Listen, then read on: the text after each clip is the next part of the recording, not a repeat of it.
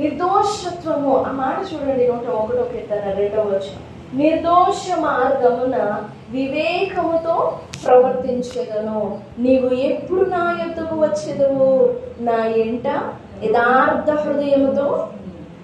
I will be careful to lead a blameless life.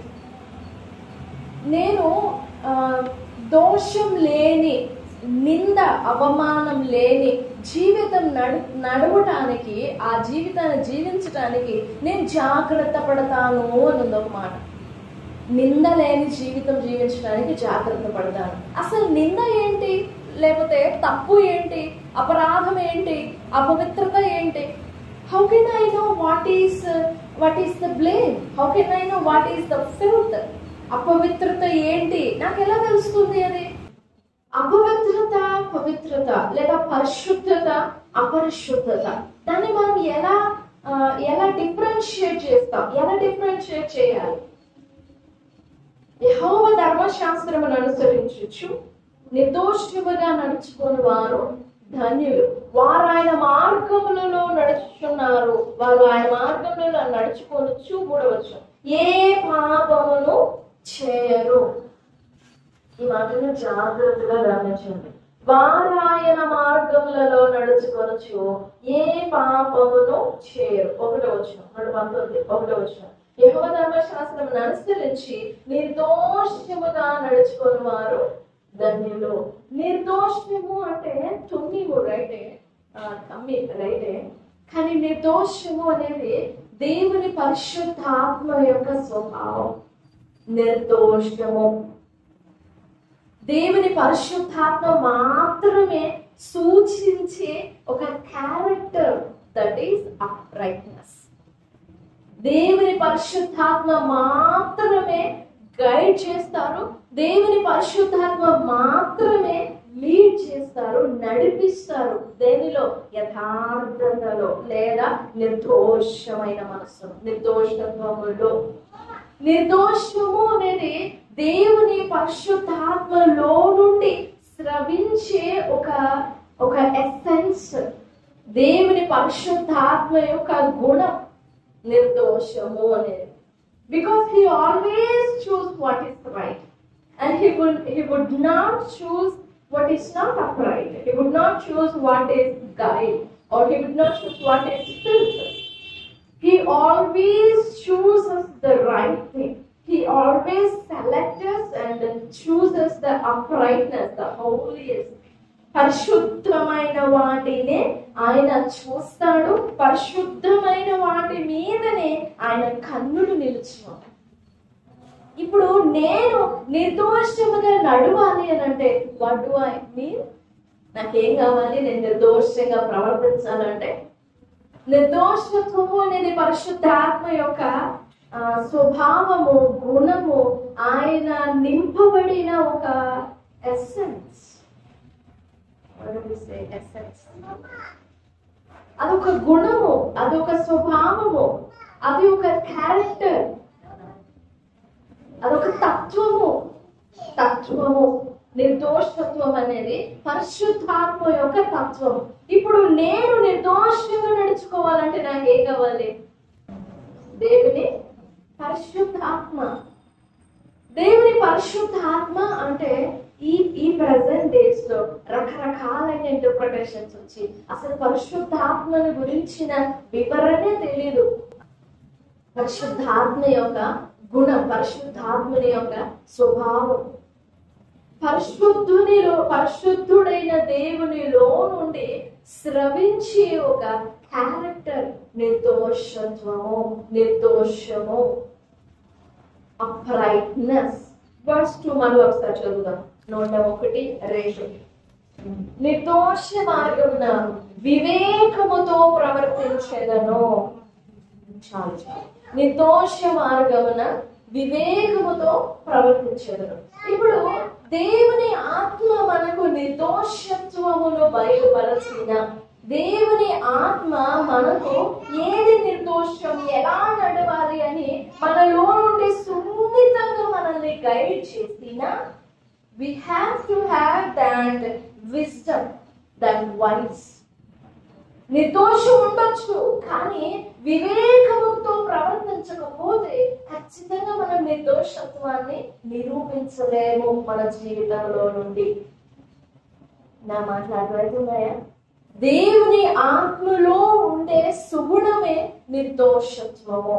ఈ నిర్దోషత్వాన్ని, ఈ నిర్దోషము అనేది పవిత్రమైన మనసు అండి, శుద్ధమైన మనసు అండి.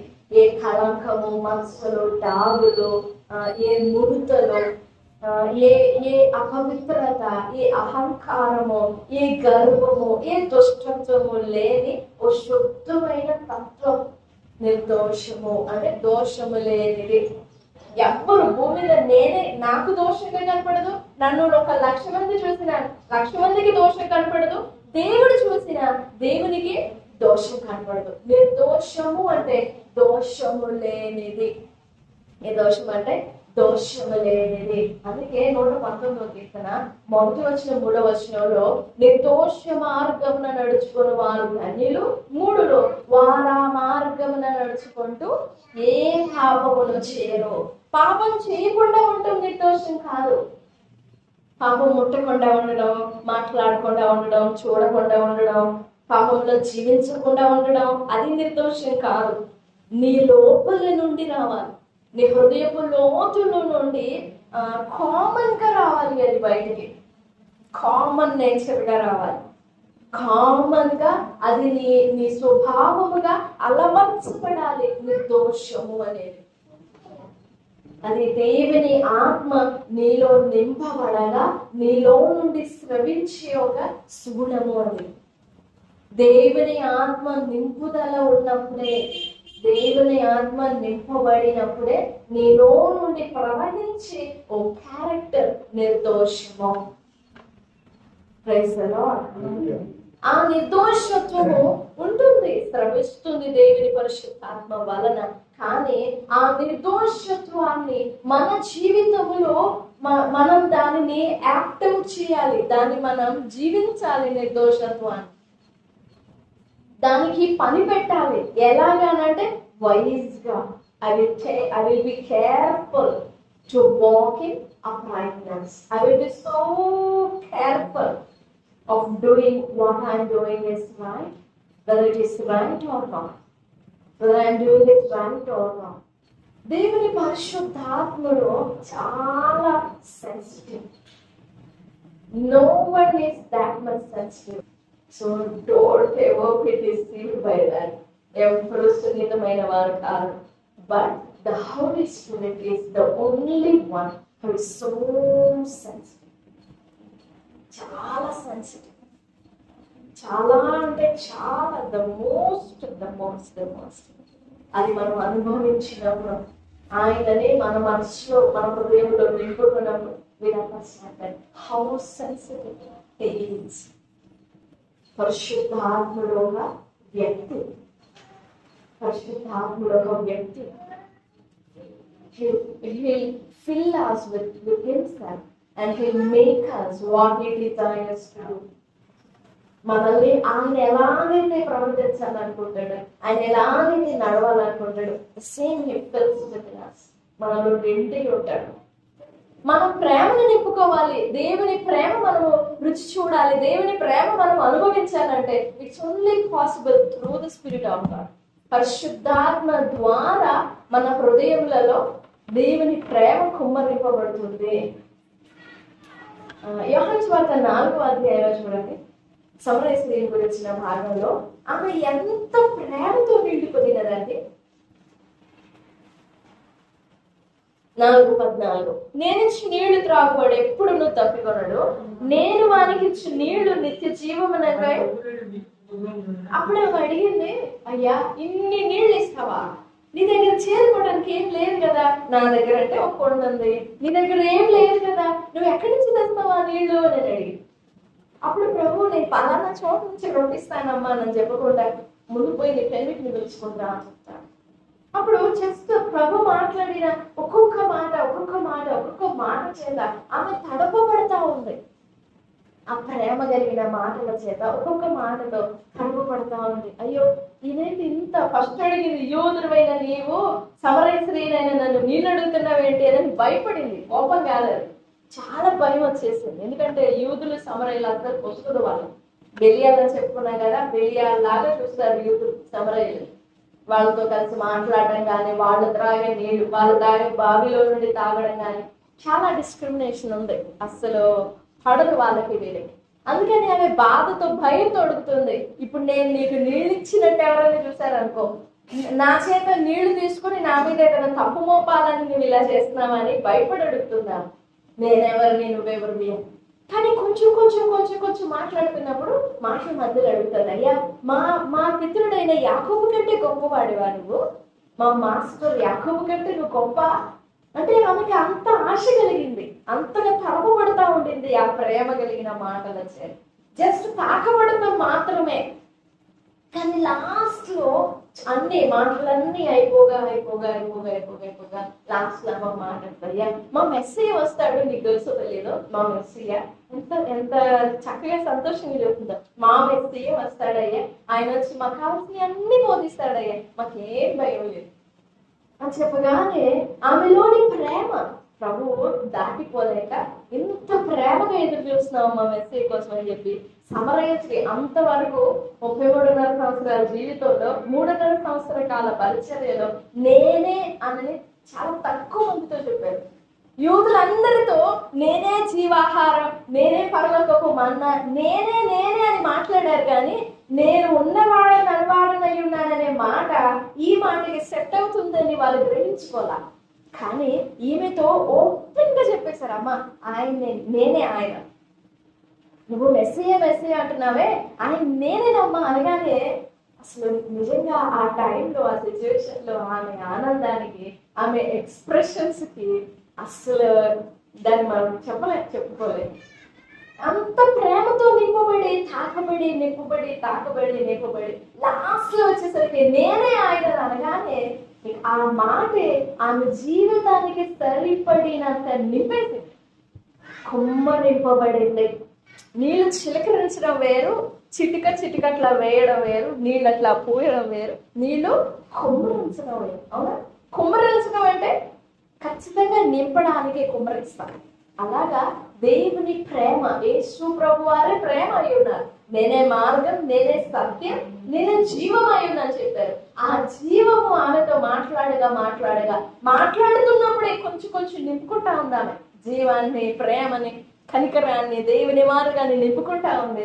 ఎప్పుడైతే నేనే అని ప్రభు చెప్పారో అంటే ఆమె గిన్నె నిండి పొర్లి సమరయ ప్రాంతం అంతటిని నింపింది. ఎప్పుడైతే నేనే అని చెప్పారో ఆమె జీవితం, ఆమె హృదయంలో ఒక స్ట్రైక్ అయింది, ఒక మెరుపు లాంటిది అందామా, ఒక ప్రత్యక్షత కలిగింది ఆమెకి. వెంటనే తన చేతులు ఇదిగో చేదుకోవడానికి నా దగ్గర కొండ ఉందని చూపించింది. ఆ కొండని తీసి అక్కడ పడేసి, నాకు ఇది అవసరం లేదు, ఎందుకంటే నింపబడినదే పొర్లుతుంది, సగం నింపబడినది పొరలదా కారుతుంది, ఏదైనా చుట్టలు రంధ్రాలు ఏమైనా పడిన. కానీ నింపబడినది పొర్లిపోతుంది. సమరయ స్త్రీ తనొక్కదానికేగా, తను నింపబడి పొర్లి ఆ ప్రాంత ప్రజలందరి దగ్గరికి వెళ్ళింది. పగలు ఎండలో వెలుగులో ఆమె ముఖాన్ని చూపించే రకం కాదా, అంత భయం, అంత సిగ్గు కూడా, అవమానం కూడా.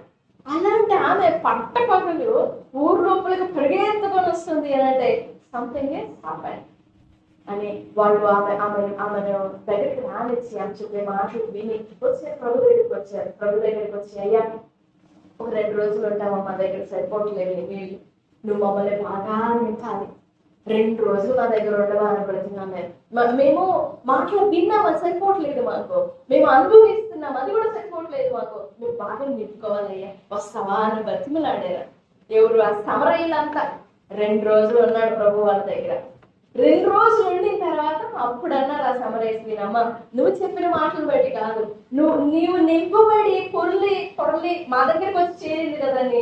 నీలో నుండి పొంగిన ఆ జీవం, ఆ ప్రేమ ఇప్పుడు నీలో నుండి పొంగింది కాదు, మాలో నుండి మేము నింపుకొని మాలో నుండి కూడా పొర్లిపోతా ఉంది. అలా పొర్లిన తర్వాత కూడా వాళ్ళు అడుగుతారు, ప్రభు ఇంకొక రోజు ఉండవా? ఇన్నా సరిపోతుంది, చాలు, నేను ఉండని అవసరం లేదు. ఇప్పుడు మీలో పొంగుతున్న దాన్ని ప్రవహింపజేయండి. అది అనేక ప్రాంతాలకు విస్తరిస్తుంది. సరిపోతుంది, చాలు అని చెప్పి వాళ్ళని విడిచి వేరే ప్రాంతానికి వెళ్ళారు.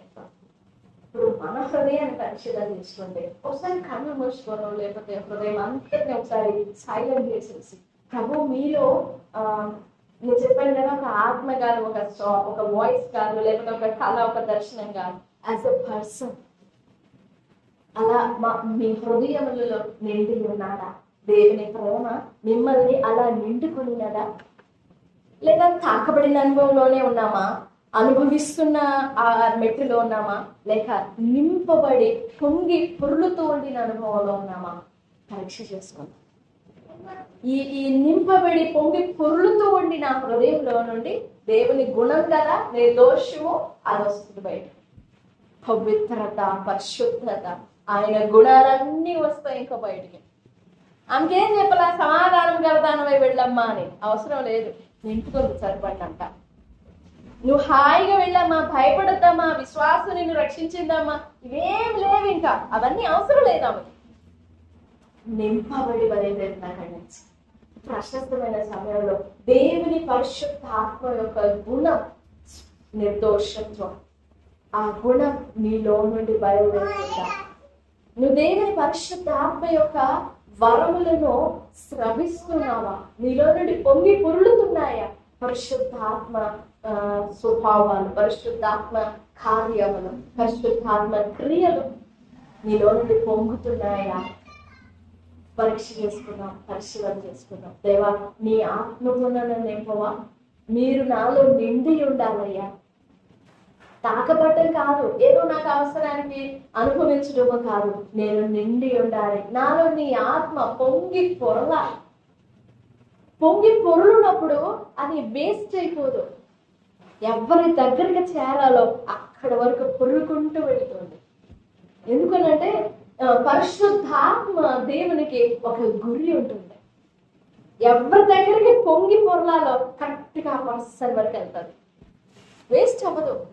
ఇంకా భూమిని ఇంకేమైనా కానీ వేస్ట్ అయిపోదు, కింద ఒలికిపోతాయని చెప్పేసి జాగ్రత్తగా పొంగకుండా అడ్డుపడతాం. మనం ఏదో ఒకటి మూత ఏదో ఒకటి వేసి అడ్డుపడతాం. కానీ పరిశుద్ధాత్మ దేవుడు పొంగి పొంగి పొంగి పొంగి నేను వెళ్ళ నింపేసి, పొంగినప్పుడు ఆ పొంగుకు నువ్వు మరలా తడపబడి, మరలా పొంగుకు మరలా తడపబడి, మరలా పొంగుకు మరలా తడపబడి, అలా రిఫ్రెష్ అవుతూ, రెన్యూ అవుతూ దేవుని పరిశుద్ధాత్మ కార్యాలను, దేవుని పరిశుద్ధాత్మ గుణగణాలను ఇతరులకు పంచిపెడతాం.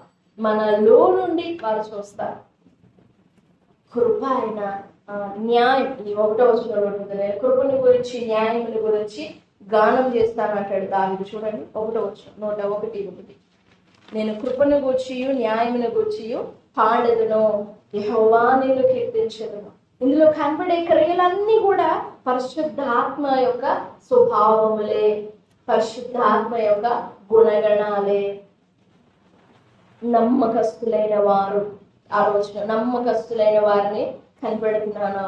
నిర్దోష మార్గంలో నడుచుకునే వాళ్ళు. 7వ వచనం, మోసం చేయడం, అబద్ధములు ఆడడం, 8 పాపము చేయవారు, భక్తిహీనులు, వీళ్ళందరూ కూడా పరిశుద్ధాత్మకు వ్యతిరేకమైన క్రియలు, పరిశుద్ధాత్మకు వ్యతిరేకమైన తలంపులు, పరిశుద్ధాత్మకు వ్యతిరేకమైన తత్వములు, క్యారెక్టర్స్ అన్నమాట. ఇవేవి కూడా నా ఇంట్లో ఉండవు. మోసమా, చీకటి క్రియల, భక్తి మార్గం విడిచిపెట్టడమా, అబద్ధములు ఆడడమా, మూర్ఖ చిత్తమా,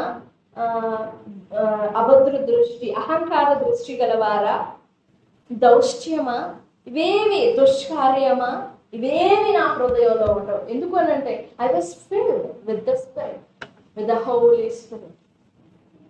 నీ హృదయంలో నీ నిలువెల్ల దేవుని పరిశుద్ధాత్మ నిండుకోవాలి. ఆ ఆత్మలో నుండి నీ క్రియలు, ఆత్మలో నుండి వచ్చే క్రియలే శుభమైనవి. నువ్వు ఒక దేవుని ఆత్మ నింపబడకుండా, నింపుదల లేకుండా నిర్దోషంగా ప్రవర్తించడానికి నువ్వు అలవాటు చేసుకోవచ్చు. చెడు మాట్లాడకుండా నీ నోటిని గట్టేసుకోవడం, అది చూడకుండా నీ కంటిని గట్టేసుకోవడం, మాట్లాడకుండా నీ నోటిని, వినకుండా నీ చెవులు, ఆలోచించకుండా నీ హృదయాన్ని ఏదో ఒక దాని మీద డైవర్ట్ చేసుకొని కాన్సన్ట్రేషన్ మార్చేసుకోవడం. నువ్వు ప్రయత్నించవచ్చు ఏ విధంగానైనా, కానీ ఆ క్రియలు ఎప్పటికీ కూడా పరిశుద్ధమైనవిగా ఉండవు. నీకు అర్థమవుతుంది. నువ్వు ప్రాక్టీస్ చేసేది కాదు పరిశుద్ధత అనేది. నువ్వు ప్రాక్టీస్ చేసేది కాదు ఒక నిర్దోషము లేకపోతే ఒక శుద్ధ స్వభావము అనేది. దేవుని ఆత్మ వలన రావాలి ఆ క్రియ. నిర్దోషమైన క్రియ కానీ, పరిశుద్ధమైన క్రియ కానీ దేవుని ఆత్మలో నుండి, నీలో నుండి ప్రవహించాలి. చాలా మంది అలా ఆత్మ నింపుదల లేకుండానే ప్రయత్నిస్తారు, ప్రాక్టీస్ చేస్తారు. Practice makes the man perfect కదా. అలా చేసి అలసిపోతారు. అలసిపోయి ఇంటికి బాధ అంటారు, అవసరం అని కష్టం అంతా అని చెప్పేసి విడిచిపెట్టేస్తారు. ఇక మొదటికే మోసం వస్తుంది. అంత బాధ ఎందుకు? ప్రాక్టీస్ చేయాల్సిన బాధ ఎందుకు? ఆత్మని నింపుకుంటే ఆత్మే నడిపిస్తారు కదా. అపవాదం అలా నడిపిస్తుంది అన్నమాట. నింపుకో, నువ్వు ప్రయత్నం చేయి, ప్రాక్టీస్ చేయి, నేను కూడా హెల్ప్ చేస్తాను నీకు. ఎందుకంటే పైన మెరుగులే కదా, దిద్దుకో, చక్కగా దిద్దేసుకో, నేను కూడా హెల్ప్ చేస్తాను. కానీ పరిశుద్ధాత్మ నింపుదలకు వచ్చేసరికి అపవాదం అడ్డగిస్తుంది. నింపుకున్నావు ఒకసారి, పరిశుద్ధాత్మ నింపబడినాడు అనుకో, ఇంకా దెర్ ఈస్ నో చాయిస్.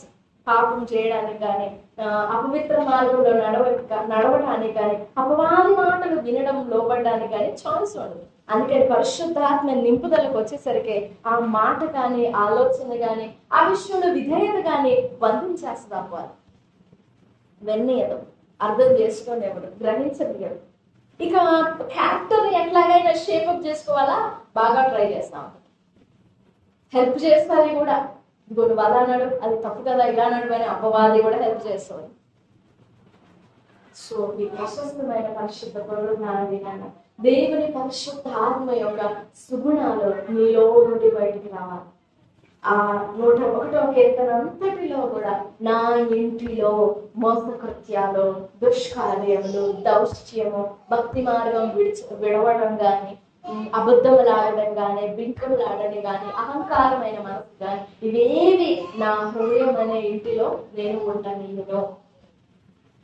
ఉండనివ్వను. నిర్దోష మార్గంలో వివేకంతో నేను ప్రవర్తిస్తాను. ఈ కీర్తన మన హృదయంలో ఒకటి అవ్వాలి. ఇందులోని స్వభావములు, ఇందులోని క్యారెక్టర్స్ అన్ని కూడా మన ప్రవర్తనలో ఒకటి అవ్వాలి. దేవా, నేను నిర్దోష మార్గంలో నడవాలి, వివేకంతో నేను ప్రవర్తించాలి. నాలో నీ ఆత్మను నింపు, నేను పొంగి పొరలి నీ పరిశుద్ధాత్మ యొక్క సుగుణాలు నాలో నుండి పొంగి పొరలాలి, నాలో నుండి ప్రవహించాలి. నన్ను అలా నింపు, నాలో నుండి నీ కార్యములు అలా బయలుపెడనట్లుగా, నేను అలా ప్రవర్తించినట్లుగా నాకు సహాయపడు అని ప్రభుత్వంలో వేడుకుందాం. దేవుడి మాటలు అన్ని మన వెనుకలో దీవించుకుందాం. ఆమేన్.